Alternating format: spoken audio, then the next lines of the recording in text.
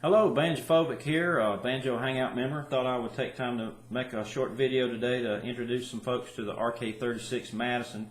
This is my new Rk-36 that I've had about a week now. So this video may help someone to get a close-up look at the banjo. You may have heard about this model. This is one of the newer banjos in the Rk line. Give you a chance to see it up close and hear it.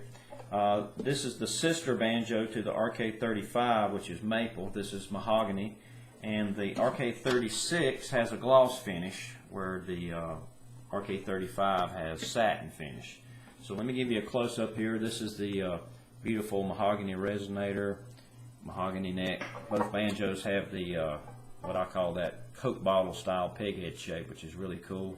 Have the gold wing style inlays in real mother of pearl. Goto tuners all the way around. Two-way adjustable rod, which is great to have in any banjo. Bone nut, bone pip, has side position markers on the binding there. You can see those. Double bound resonator. Pot assembly is the same on the 35 and the 36. High quality brass components, Presto style tailpiece, one piece armrest, dual coordinator rods with the long pre-war nut. And the heart of any bluegrass banjo is the main pot assembly, which is three components: the tone ring, rim, and flange. On the Rk-36 you have the one-piece zinc alloy flange, 3-ply maple rim fitted with the Rk 20-hole flathead bell brass tone ring. And setup wise, I've altered the setup from the factory setup. Any new banjo that you buy, you'll more than likely have to have it set up for your preferences. So the only thing I've done to this banjo out of the box is to raise the action at the nut and the pip, set the head tension where I like it, somewhere between a G sharp and an A right now, which will settle into somewhere close to G sharp, which is what I think will work for this banjo. The coordinator rods are set to neutral. Presto tailpiece is raised about 3/16 of an inch above the top of the tension hoop. I've removed the screw completely. The factory bridge was a good bridge for this banjo, but as you should always do, try different bridges. Tim Purcell of Purcell Banjo Bridges had actually just sent me this red maple bridge called Ambrosia Maple, so I thought I would try it on here. Works great for this banjo, has a compensated third, so thanks Tim for that bridge. It worked out great for this banjo. And I did disassemble it because I'm also a luthier, not just a player, so I'm in the shop right now. I checked the fit of all the parts. Everything was great. So the tone ring had tightened up slightly, and I attribute that to being, stored in California there and then being shipped out here in North Carolina where I am. So I trimmed a few thousandths off the rim to loosen the tone ring fit, which is pretty normal for any classic 3-ply rim pot assembly style banjo.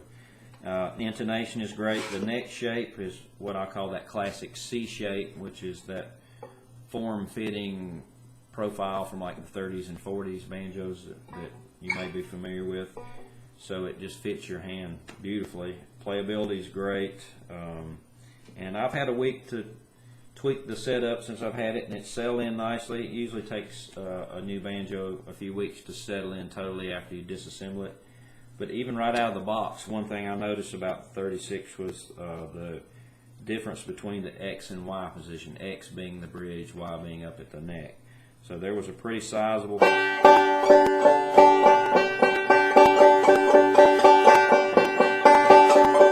pretty drastic change in tones between here and there, which really impressed me about this being a new banjo. So that's pretty much everything I know.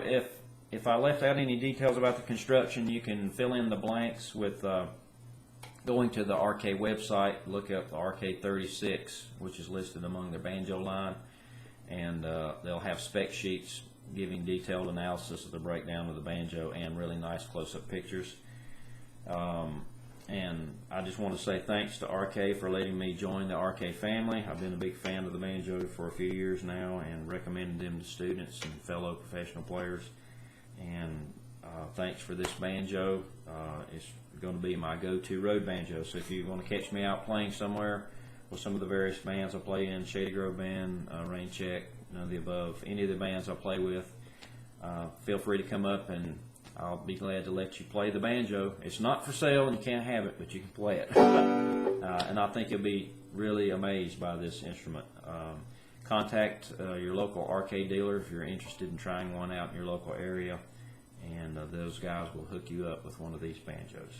I don't think you'll go wrong. Best bang for the buck in the banjo world right now, I think. So I'm going to shut up, and if you have any questions about this banjo or my setup, feel free to email me via my homepage, and I'll let the banjo do the rest of the talking. Thanks for watching.